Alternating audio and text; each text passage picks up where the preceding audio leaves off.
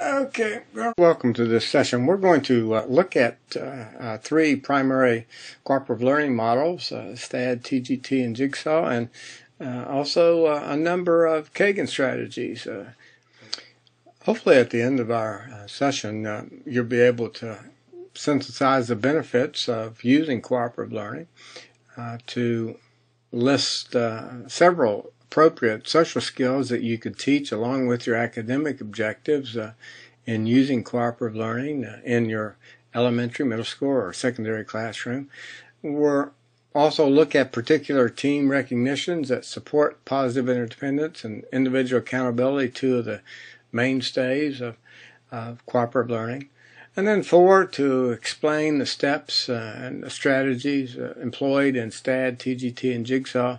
And then when we examine Kagan, to be able to define and identify and be able to use a number of Kagan strategies in your classroom. So let's give it a look-see. Let's look at maybe a model of teaching that offers a different way of motivating children.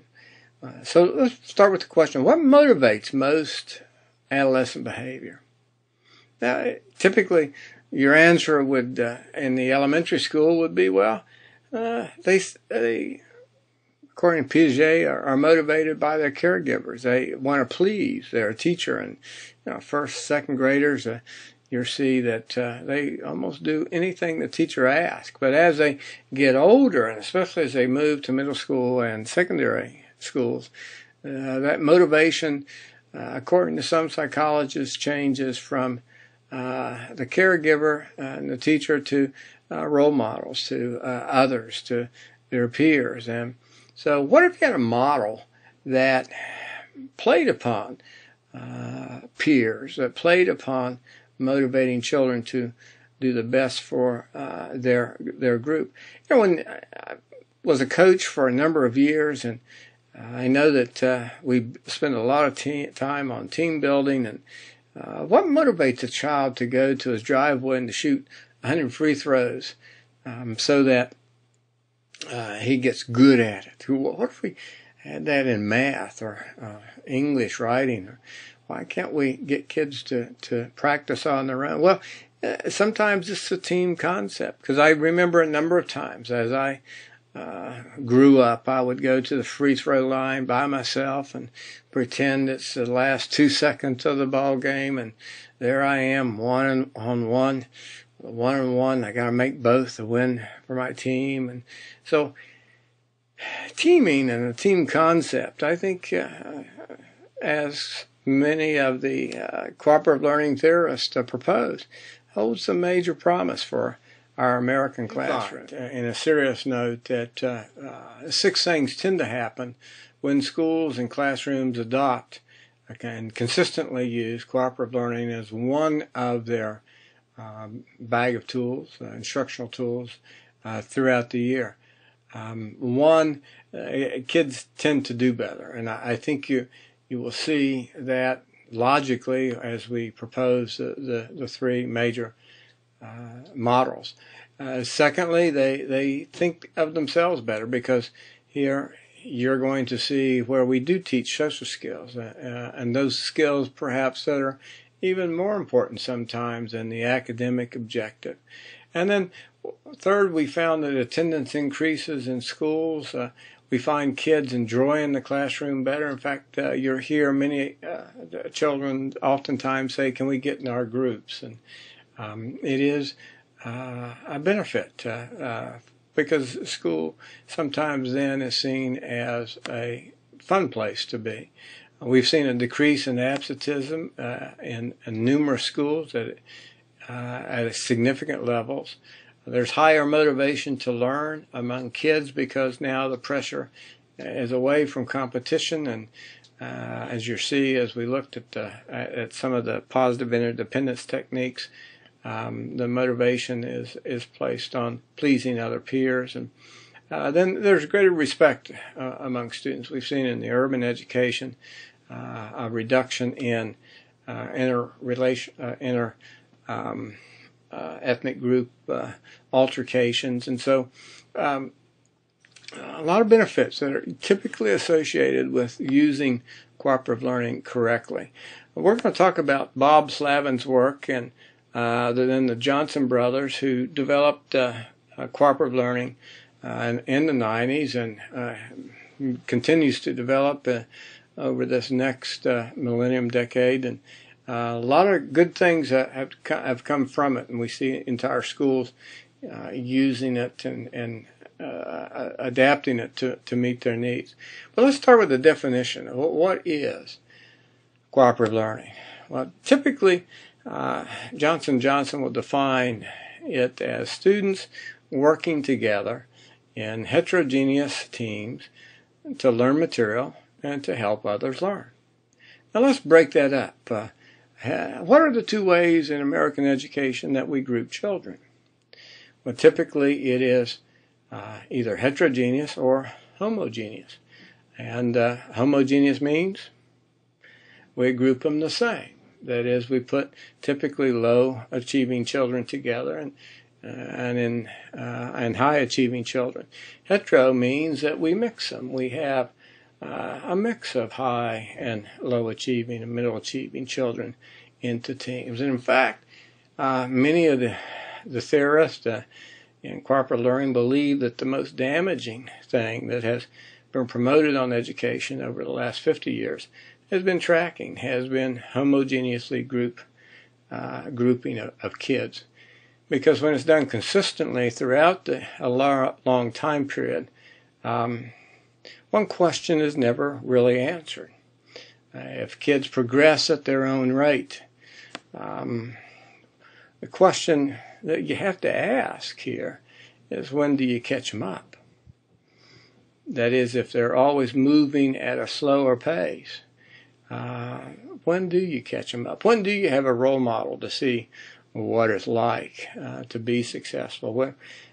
So a lot of debate on homogeneous and heterogeneous group structures. Of course, the cooperative learning theorists side on let's mix our groups heterogeneously. So how do you do that?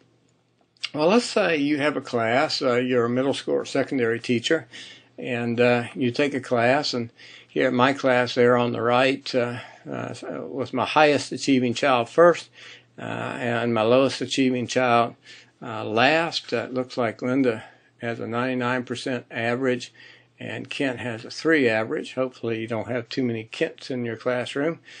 But you might begin after the first 3 or 4 tests of the school year, do a base score analysis and rank order your children by base score, and then break them up into heterogeneously grouped by academic ability first. And so in group 1 we might put Linda, group 2 would be Jamie, group 3 Angela, group 4 Julie, and then the logic would go that we would then put Kent in group 1 because he's the lowest achieving child, highest achieving child, and then we would fill in with middle achieving children so that we had a balance of scores. Now in the later works by Johnson & Johnson, we found that when this discrepancy between the highest achieving child, Linda, and Kent is such a great discrepancy that it doesn't work well, that perhaps Kent would do better with 3 upper achieving children rather than 1 that's your highest achieving. So we've seen some modification there, but the key concept is, first you start with mixing the academic ability into your groups. You might ask, how many do I put in a group? Well, we tend to find that partnering works best in first and second grade. As you move to third, you might work with 3 on up, then to 4 from 5th on up. The larger the group, if you get up to 5, you have less of a possibility of kids interacting just because of sheer time factor. And so 3 to 4 seems optimal for a middle and secondary type of group. Well, after you group them academically, then you look at gender. Did I put all my boys together in group one? Because we want to mix the gender. So you might have to move some middle achieving or students around. And then you look at ethnicity. You don't want all of your ESOL students in one group. So you look for the balance in ethnicity. And then you just use common sense in behavior. If Kent's trying to flirt with Linda, then not a good match. Or if they've just broken up, or if the parents are fussing, then just not a good match. So you use some common sense on behavior. Who's going to work well with who? But in cooperative learning, the teacher always, in Johnson's model, decides the groups. Now in Kagan, we'll show you some methods where kids choose their groups, and they're random. But here, in these models, they are going to stay together for a length of time, and you never give up that decision to put them into the groups. In fact, these groups could stay together for a 6-week period, 9-week period, or whatever you decide. But they're going to learn to work together. And what we tend to find in groups at work, in cooperative learning, they're truly cooperative. There are 4 key indications. In fact, PLT will mention these and ask for you to see if it was in place in certain scenarios. So it's kind of important to know these if you're a teacher candidate. Positive interdependence, individual accountability, social skills, and success criteria are 4 that separate cooperative learning from group learning, which John Dewey proposed. And Dewey's proposal was where you gave group grades. That is, they worked together and they all sank or swam together, and so he gave group grades. But here in Slavin Johnson's model, there are no group grades. No group grades. For example, if a parent comes in and asks you at parent-teacher conference, why'd Betty get a C? She's a straight A student, and she got a big C on a big project, which was a big part of her grade, and she did 2/3 of the work for them. Why'd she get a C? Well, it's kind of hard for a teacher to answer. Well, because maybe the other kids didn't do it. That doesn't wash well with parents. So what goes in the grade book is what that individual child does. And we'll show you how that individual accountability comes into play. Let's take the first one, positive interdependence. The idea here is that the success of the group depends on the efforts of all its members. That is, we're going to sink or swim together, all for one and one for all. And these interdependence techniques will promote the environment as you would find on a basketball team or a football team that has come together and they're clicking and playing, where students and athletes help one another to win ball games and to help others learn. And think how many times in higher ed that you've gone to take a test and you sit there and it's a competitive atmosphere and nobody's rooting for you. In fact, you're rooting against them, the bright kids doing well, because sometimes your professor may grade on a curve, and so if all the grades are low, you may do better. So highly competitive. And very seldom do you ever have anyone rooting for you as you take a test. And you're going to see here that you're going to find groups wanting you to do better, because it's not competition against one another. It's competing with yourself. Look at teaching kids social skills as the second major indicator of a true cooperative learning model. You teach not only an academic objective, but you will select a social skill that you're going to teach over a period of time. You're going to monitor it. You're going to evaluate it. And when let's take, for example, I would ask you, if you have a child, what would you want your child to be like when he graduates from high school? And we ask, and I do this in class for over a number of years, and very seldom I'll hear a parent say, or a teacher say, well, I want my child to know the 4 stages of mitosis, or I want them to know all 50 capitals of the United States, or of the states, and or how to spell correctly. They're not academic objectives, but they are interpersonal skills. They want them to be able to play with others, to interact with others, to like learning. They want them to be able to think. They want them to be able to problem solve with others.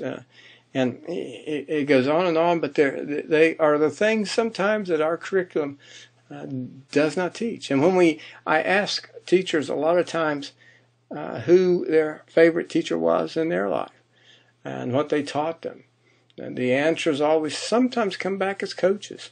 A large proportion of them are coaches, because they taught them social skills. They taught them how to win with grace and to lose with grace. They taught them how to be competitors. They taught them those things in life that really matter. And so this model allows teachers to do those things, to teach those social skills that will make a difference in not only their academic life, but their personal life and even their family and marriage. So important things. I worked with the Riverton School District for a couple of semesters with all their teachers, and we kind of came together with, and this was back quite some time ago, with kind of a K through 12 social skills curriculum where we would implement what the I stood for, where we would practice, and then we would show mastery of that. And so we had a K through 12 scope and sequence of curriculum for teaching social skills. And if you look at this little chart at the top, kindergarten through 3rd grade, we want them just to be able to move their desk into place, to sit face and face, to use quiet voices, to distribute materials, to share materials, stay in the group. Well, we got 12th graders that can't do some of those things. Then by the end of the elementary school, 5th grade, but we wanted kids to be able to use names as they talk to people, to be able to look them in the eye, to listen actively, to accept differences, to respond to people with genuineness, and contribute ideas to a group project, and participate equally, and take turns, and all kind of skills, basic skills in operating in a group. And then when we looked at the middle school, we started to get a little bit more specific, like praising others and being kind, and encouraging others to participate, to, when they didn't understand something, to check, to ask for explanations, to stay on task, to use just not one person but the group as a resource, to balance roles, monitor time, to seek a project through to the end. All middle school types of targets. And then when we got to high school, once you could do those basic things, we started to look at those more adult-oriented types of conflict resolutions, to encourage others, to respect other opinions even though they differ from you, to challenge ideas and not really get mad at the person, to take and be able to take different perspectives, and when things got tight, to look for ways to release the tension, joking often being one of those. And then if you really want them to be critical thinkers, there are certain group processing skills that to reach that end, sub-skills like paraphrasing, summarizing, brainstorming, visualizing, predicting outcomes, identifying problems, and then solving those problems.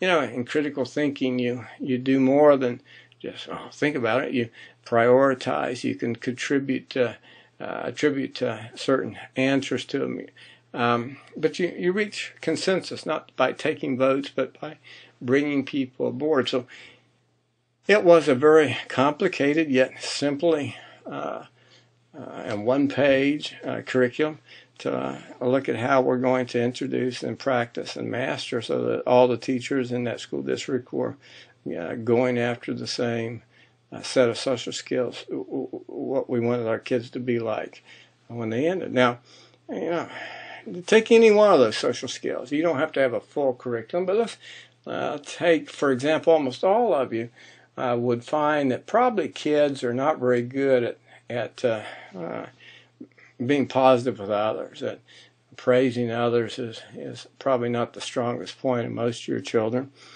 We see more criticism sometimes than any other things. But if that was a target you wanted to hit for the next month, you'd make a T-chart on a poster board or on your whiteboard, and you'd keep that up for that month, and or however length of time you're going to teach that social skill. And on one side, the left side, you might put what it looks like, and on the right, what it sounds like. And then as you go through the days and weeks, as you see things that it look like, you would write them down, or have kids tell you what they saw, have them write them down, what it sounded like, and actually you would evaluate the groups. And just like a football coach does after every game. What's he do on Saturday mornings? Well, they go watch film. And then on Monday, what do the players do? Well, they watch that film. And so if they had some bad game, they're not wanting to watch that film because they know they're going to be showing some mess-ups. In fact, some coaches give stickers for helmets on the college level, especially on great plays after the film watching episode. And same thing could happen here. When you saw individuals praising others, when you saw teams working well like that, you give them a sticker, maybe not on their helmet, but you get the picture. But you teach the behaviors you want, and T-chart's a simple way to do that. The third area is individual accountability. That's where you're going to make the students responsible for what they learned. And not just that, but to know the process, and then to also show growth in the social skills, as well as the academic objectives. So typically in cooperative learning groups, you want a level of stress. Because as we've seen in some of the other videos, stress is an important factor in academic achievement. We tend to find, if this is a continuum as performance increases and as stress increases, we find as stress increases, so does performance up to a certain point, and then kids with too much stress will start to decline in performance.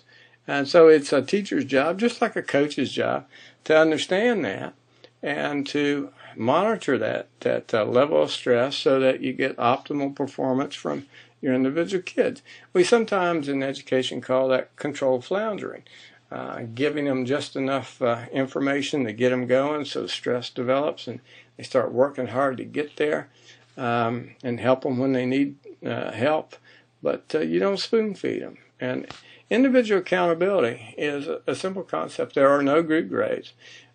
What goes in the grade book is what that individual kid does. And the last criteria is telling kids what they've got to do to be successful. For example, if I hear during these next 30 minutes as you work in your groups 5 positive comments, or I see 5 nonverbal positive responses to kids, I'm going to give you in the grade book 5 extra credit points, or I'm going to give you 2 marbles, or 3 auction tickets, or whatever your motivational system is. And then just like a coach, you monitor the groups, and at the end, and before the kids leave at the end of the bell, you go through how each group did, and you give them feedback so that next time they do better. But and the same thing with the academic objective. You tell them exactly what they got to do, what target to hit, so that they can hit that target. Well, those are your 4 key characteristics of what a true cooperative learning model would look like. Well, before you ask some questions, or I'll ask them for you, let's put one into play and see how STAD does.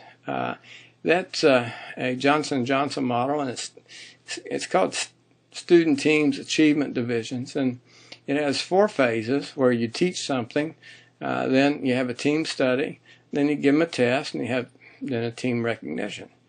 And probably what you're saying now is, Dr. Runyan, that doesn't sound real complicated. But again, the fine points are in the details. So let's see how STAD operates and how it can transform your classroom. Well, the first part is you teach something, and it can be a unit, it can be an individual lesson. Typically they're units, and even in STAD and Johnson & Johnson's book, they talk about using even the Hunter model. It's direct instruction. It is what they need to know. It could be a unit on photosynthesis. It could be the Pythagorean theorem, but it is a concept. It is an academic thing that you need to teach, and you do teach it. It's direct instruction in this model. So you teach something. Could take 2 days. Could take 1. Could take a week. But it is your unit or your lesson. And then the second thing you do, instead of giving them a test or giving them a worksheet, and I'm sure many of you have given them a worksheet with all the answers on it, they take it home and they come back and they still flunk the test. And you kind of gave them everything they need to know, but they still didn't do it. So how do you get them ready to show that they individually know stuff?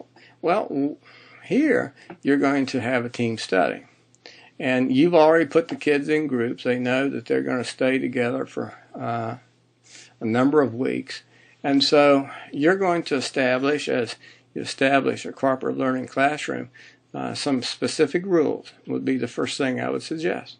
And those rules can be general. They're not broad. They're positive.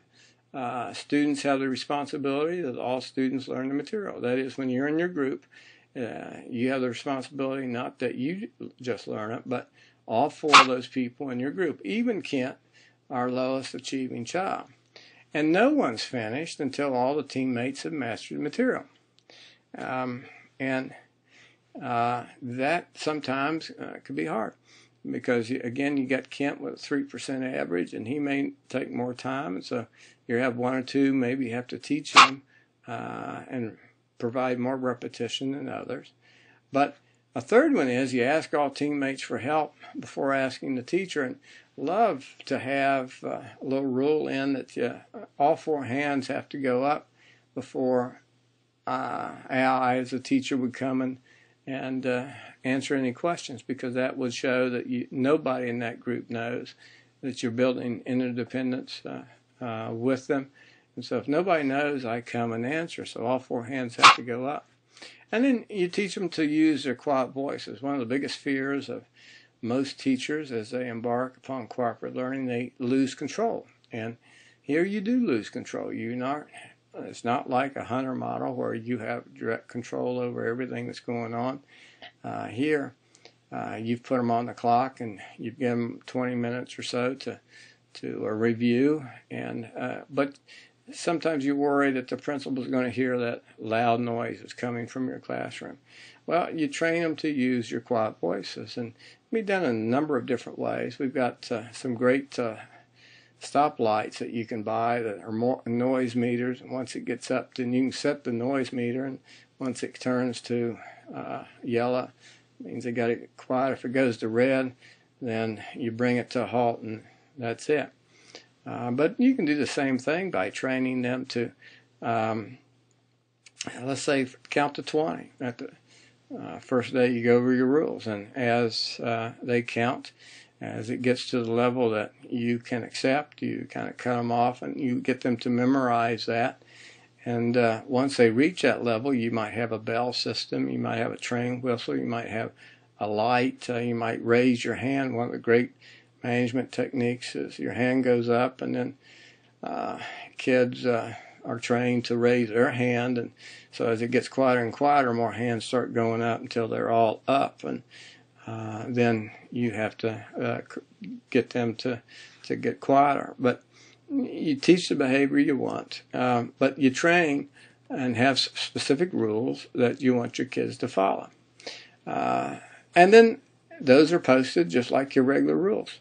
Then, second, the first day you operate a STAD or a cooperative learning, have them choose a team name. Now, secondary, middle school, you may have to give them some parameters. Can't be gang names, can't be anything derogatory, that sort of parameter. But you give them time to come up with a mascot or a team name, something that they want to call themselves, because, you know, if you want them to develop positive interdependence, one of the easiest ways, and all universities do this and schools do this, they develop their own mascot. They're known as, you know, we're the only institution in America as the gorilla as a mascot. So have them choose a team name or a mascot, and you can give them time to draw a little poster on about their team. And if you have a camera, go around and take their pictures, and then put that picture on that team mascot poster, and you'll see what we can do with that in a minute. But then once they've come up with a team name, give them just one worksheet. Now, you say, well, I've got 4 people in a group. Why give them just one? Well, again, it's a positive interdependence technique. That is, if you give them 4 worksheets, what's going to happen typically in a Runyan type of group? He's going to have the brightest person do it, and then the other 3 are going to what? Copy. And we've sort of trained kids. We've worksheeted them to death as we've put them through their career, and we make the assumption, a faulty assumption, that just because a kid turns in a worksheet, he knows that answer. Well, I'll guarantee you, my entire high school career was my girlfriend did it for me, either at lunch or after school, and I turned it in, and you know, I couldn't tell you a whole lot about what was on each of those worksheets. Now, maybe you don't have as many students anymore as like me, but there are some out there. But you give them one worksheet, and the focus now is not on getting the right answer onto that worksheet and turning it in for credit. In fact, you might not even give them credit for doing it, but that they have to know at the end of that time limit, whatever you give them, the answers on that worksheet. Everybody has to know it. And so they work together on that worksheet. If they're math problems, they all go through and work it, and if somebody doesn't get it right, then somebody helps the other. Or if it's completion types of questions, if they can't answer that right, then you get them to memorize it, one helping another. But at the end of the session, you have the kids sign that worksheet, and by their signature it means that they know that. And before you collect it, you might even, before you accept it, ask 1 or 2 of them a question. Well, you said you knew this. What is the 4 stages of the STAD model? And if they can't tell you, you give it back to them, and they work on it till they get. So everybody on that thing, on that group, knows what's on that worksheet. So you work the room. There's all kinds of ways you can get that worksheet put together. Depends on what your objectives are. And they could be single answers, short answers. They could even be long answers where they have to explain. But it is a process where they kind of study together and get people ready for the test that's coming tomorrow. So you give them time to do that. And they will spend that time working on everybody knowing, because the power of this will come in the final stage, and you'll see that in a minute. But tomorrow or that day even, you give them the test. Kids take the test. There are no group grades. There are no help on the test. It's individual. You take your test and turn it in. But because in basketball and football, when it comes to you having to make the free throw, nobody can help you. You've practiced. You've made hundreds of them. Now you've got to produce. And so the same principle here. You've had a team help you get ready, and actually you have some people rooting for you to do well, as you'll see in a minute. And here's the power of STAD. And you've got to do it this way or it really doesn't work. But after the kids take your test, you put the scores in the grade book, and then you will figure the team recognition points. We call them improvement points. And if the score is below 10 points below the base score, they get no points. If it's 10 points to 1 point below their base score, they get 10 points. If it's a base score to 10 points above, they get 20. If it's greater than 10 points above the base score, they get 30. And their perfect score, or an A, sometimes I would suggest you give them an A.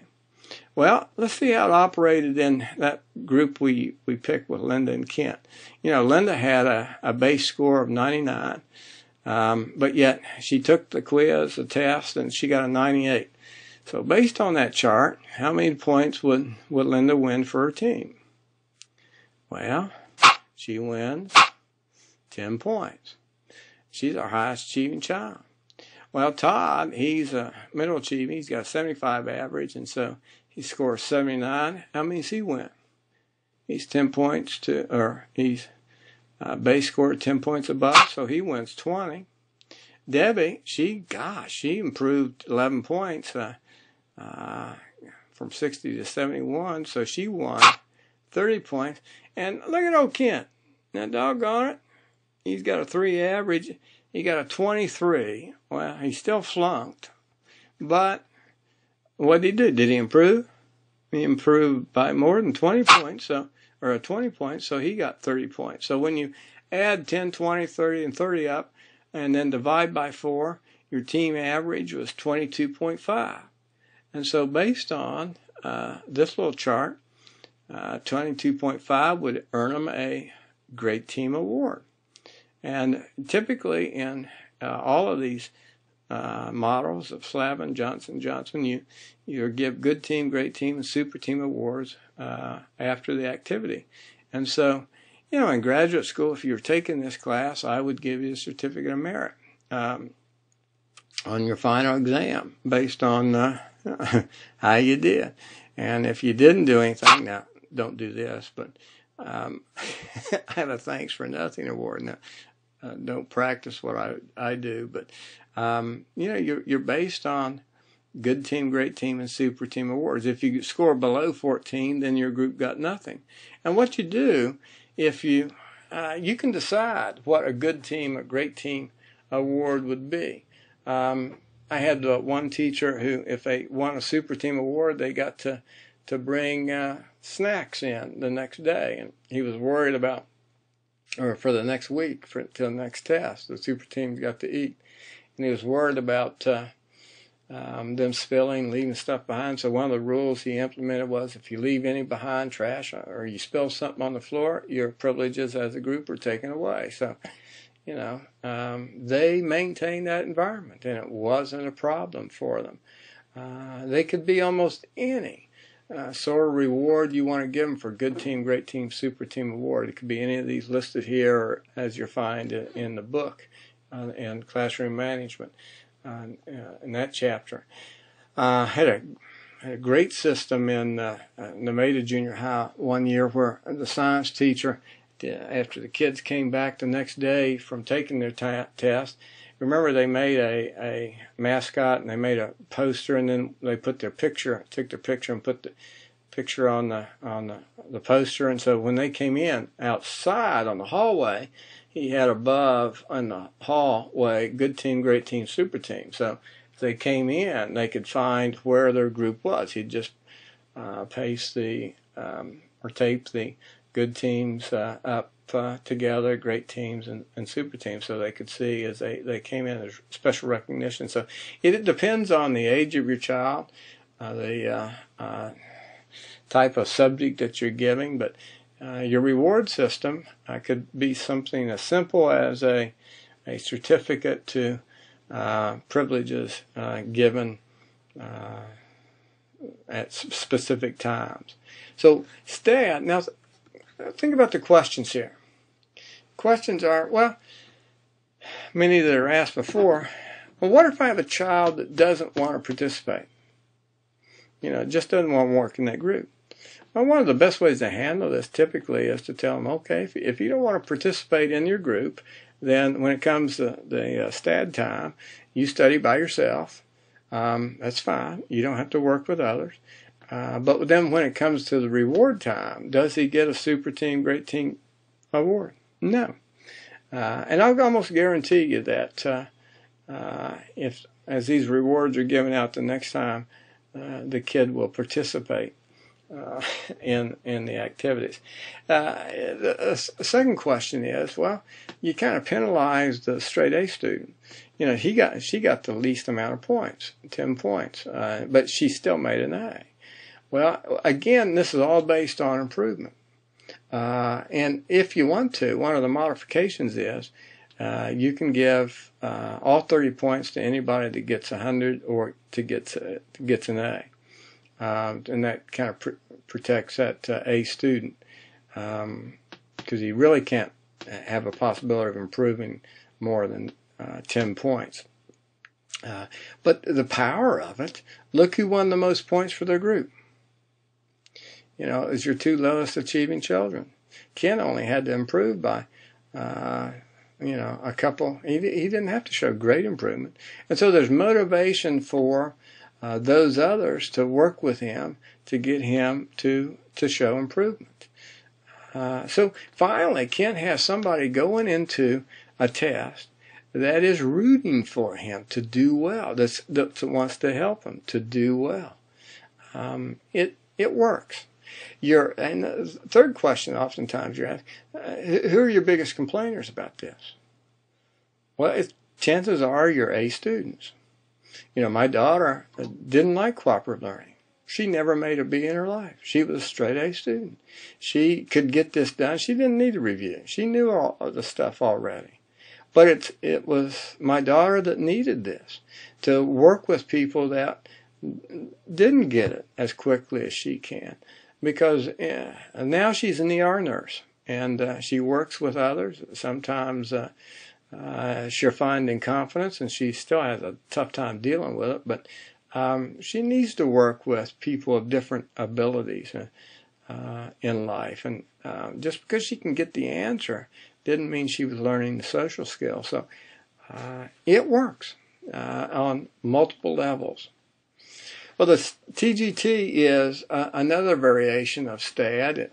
It's when you have my class in the summer, if we were face-to-face, we would actually do a TGT before your final exam. And again, these have not 4 but 5 stages, and we add one stage, a tournament to STAD. It's just like STAD in the sense you teach something, you host a team study, and before the test, you're going to have them play a tournament where they're going to practice that information. But the tournament is going to be heterogeneous or homogeneously grouped.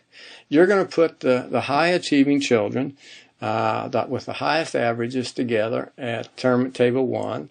And the Kents will play with the other Kents. You're going to establish your tables based on the number 1 player, number 2 player, from each of the different groups in your class. For example, under tournament table 1, from team 1 is Linda.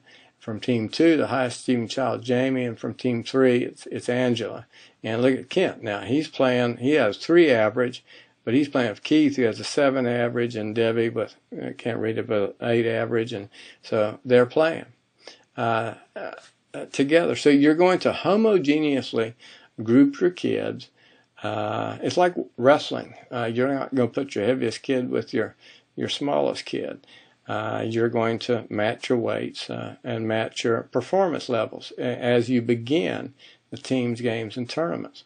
And what you have then at a table, you have the tournament questions, and these are the same types of questions you're going to ask tomorrow. They come from your objectives, what you taught. They're not going to be the same questions, hopefully, but they might be inverted. If you're going to ask for a definition, you might give them the definition, you have to give the word, or vice versa. But it's going to be pretty well the same material. And when you construct these game materials, you don't want true and false questions, because then you only have a 50 chance. And completion questions make good questions, but essay questions do not. And so we'll show you kind of why that is in just a moment. But you have your questions written out that you've talked to, and that are going to be the formation of your test tomorrow. And then you have your answers stapled there also. And that will be at each tournament table. And so what happens in Group 1, all of the 4 high-achieving children come to that table. And in this case down here we have 3. And they're going to find on that table a set of cards with numbers on the back, 1 through 30. If I have 30 questions, I'm going to have 30. Once you make these cards, you can keep those for the entire year. But you have to have, if you have 6 groups, you have to have 6 different sets of cards. But then also you have the tournament questions and the answers. And so what happens then, each player will pick a card to decide who goes first. And these cards are numbered 1, 2, 30, let's say. And so if he gets 7, another gets 12, another gets 21. You say, well, the highest one goes first. And so he goes first, and you go counterclockwise or clockwise, whichever you want to tell them to do. And so they, again, put their cards back and pick another card, and then the student whose turn it is will read the question out loud and then be given, and you can set the time limit to 30 seconds, a minute, and however long you want to give him. And he has to give an answer. And then it goes to the next person in line. If you're going clockwise, the next person clockwise. And if he thinks that's correct, he can pass. If he thinks it's incorrect, he can challenge and give his answer. And then it goes to the next person there, and he can challenge or pass. And then once everybody has a chance of passing or giving an answer, they read the card.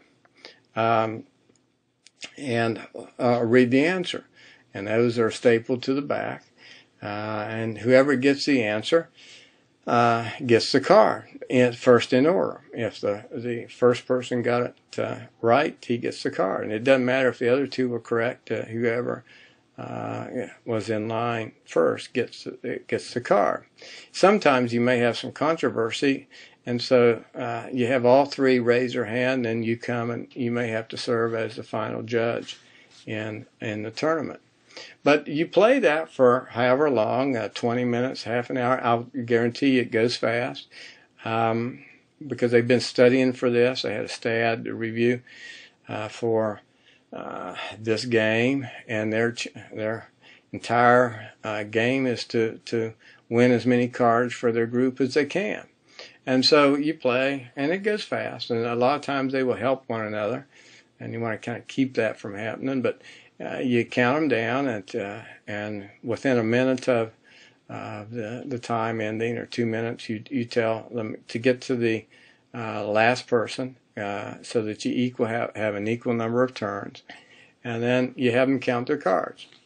And you go around usually using a clipboard, and you ask them, well, Linda, how many cards do you have at your table? I had 10, Jamie had 9, and Angela had 11. So using this little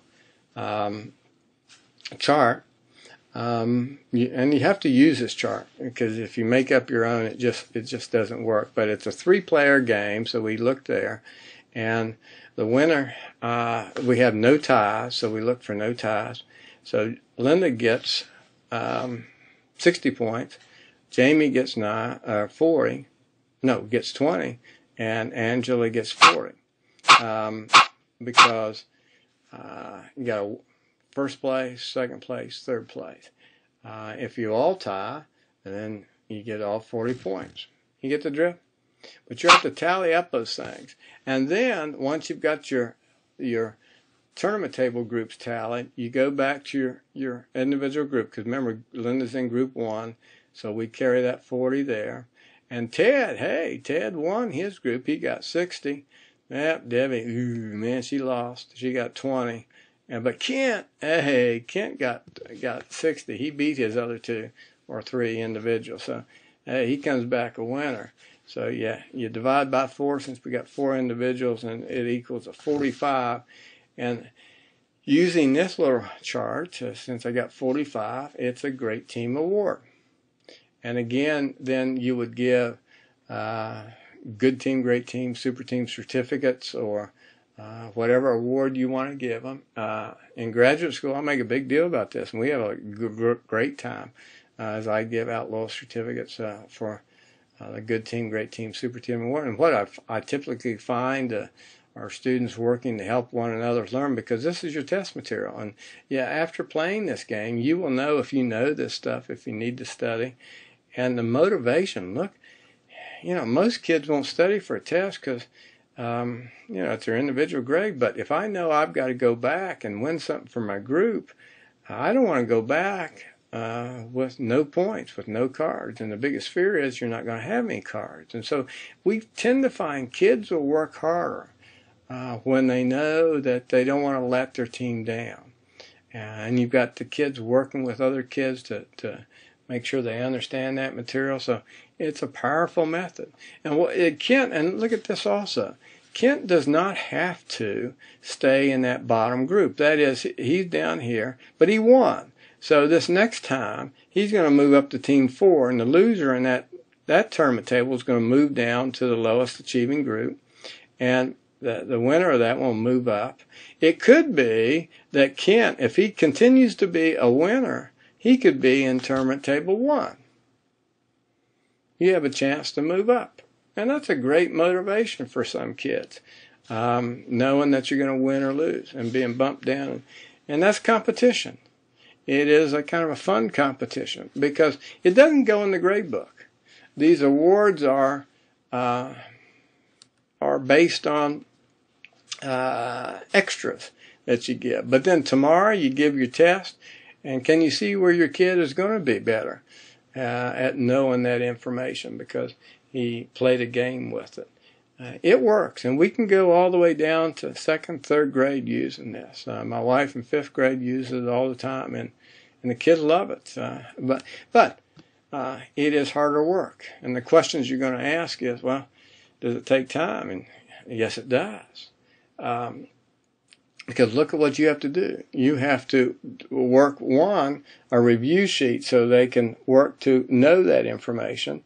And then second, you have to do a TGT worksheet with the answers on it. And then third, you've got to develop a test. So you're going to work harder. There's no ifs, ands, or buts.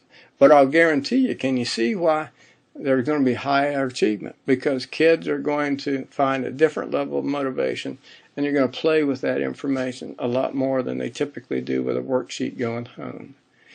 We're going to see if we can apply it to your class here in current teaching practices.